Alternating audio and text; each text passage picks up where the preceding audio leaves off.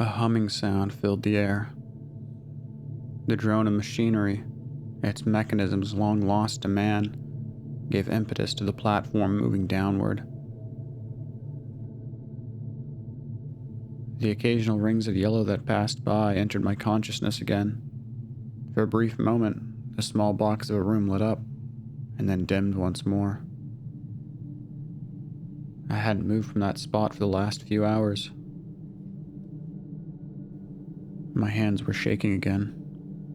I was never brave. I had just managed to forget. For a time, at least. The blue screen in my lap mirrored my anxieties back to me. It didn't help.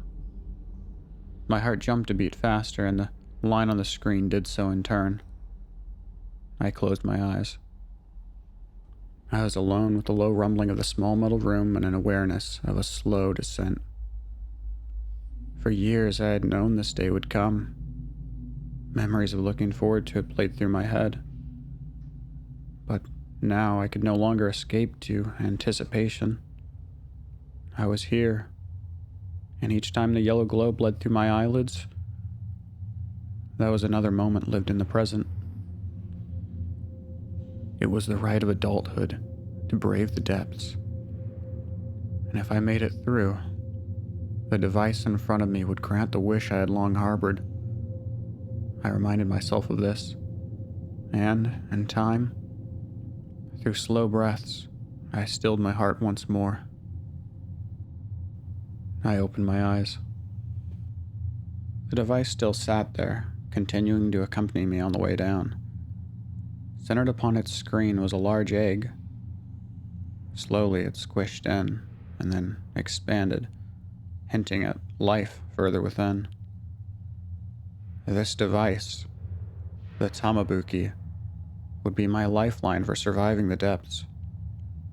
From the color of the device to the very life that would emerge from the egg on its screen, it was all intrinsically connected to me.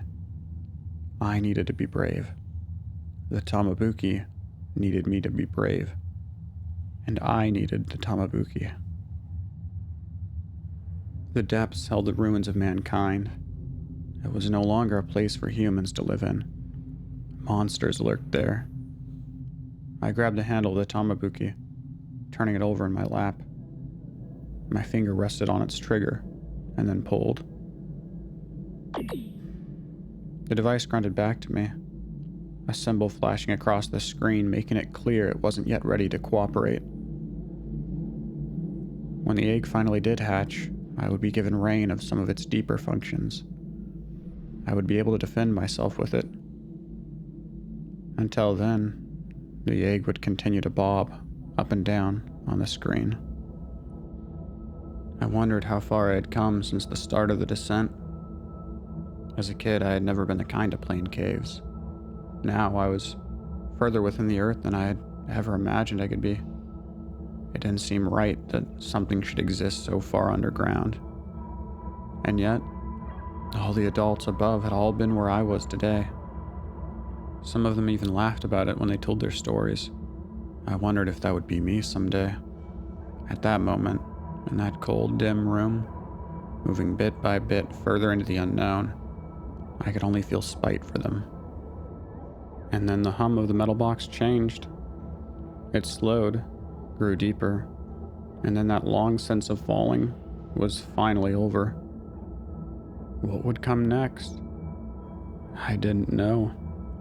I just sat there idly in silence. Then, further mechanical whirring came from the door, and I was brought back to my senses. I grabbed for my Tamabuki and sprang to my feet as the door opened. I pointed it ahead of me, weary of whatever might come next. My heart was racing, but all that peered back was an empty room. I sighed. Outside of the room I had descended in was another, much like the one I had initially entered above. Only down here, most of the room was coated with a thick layer of dust.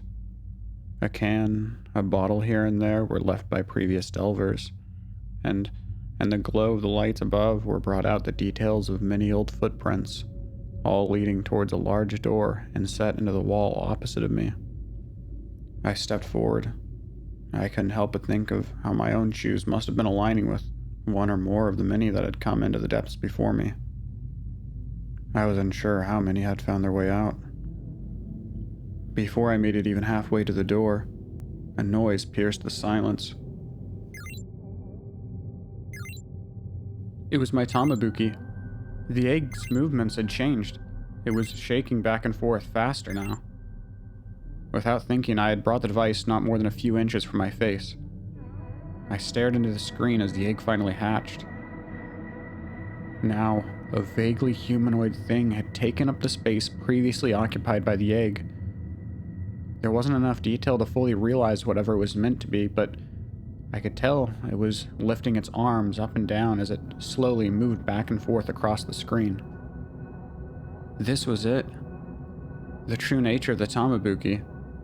The character that the screen now held within it was known as a homunculus. I looked at the door ahead of me, and then back to the small thing moving about the screen. Its powers would help me to survive the depths. However, it hadn't come without a cost. A few other icons had appeared alongside the hatching of the homunculus, one of which was headed by the title, Hunger, and it was only half full. I felt chills as my pace quickened towards the door. I had what I needed to defend myself now, but the homunculus, despite its appearance, was a living thing like anyone else. It needed to eat, and it could starve. And I had been told, if the homunculus died, that would be the end of me as well. And while I hadn't been told how, I had at that point imagined the thing itself eating me whole.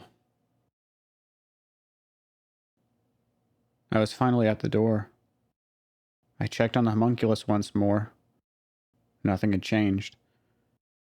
Then I grabbed the handle, slid the door open, and stepped out into the land of monsters with one of my own.